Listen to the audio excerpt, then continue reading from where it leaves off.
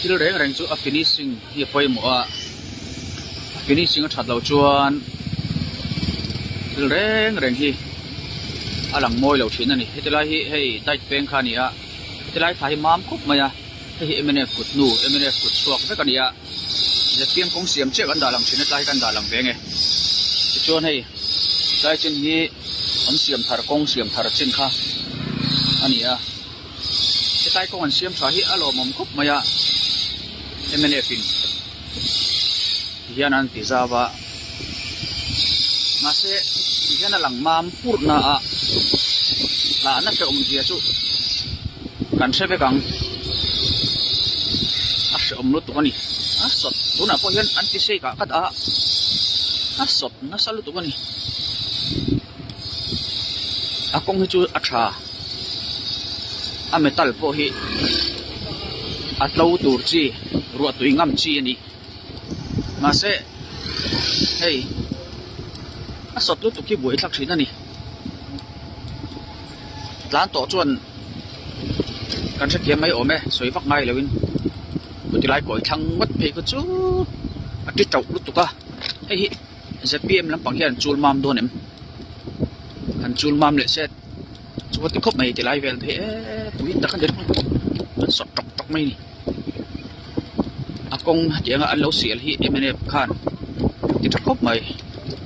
ase finishing poimo kan ti kha finishing it ase thì hắn đây cán bộ thà đôn này đây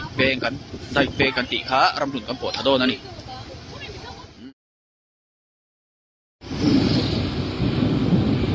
hay hi Bethlehem road Bethlehem beng thang anh ấy chứ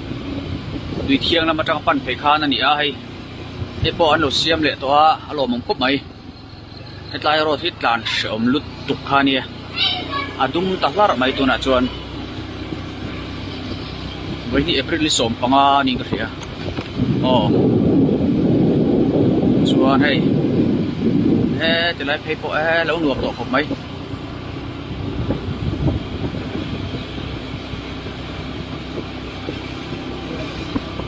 ti trau ulut tuk dan lei thei lo thin kha nia dan lei thei lo thin ti mai la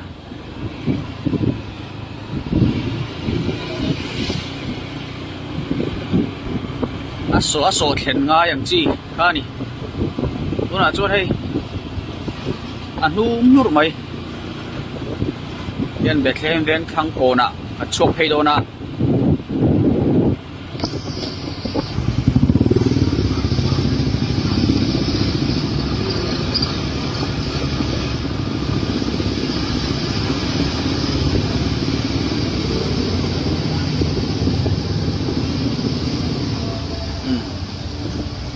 veng thang kon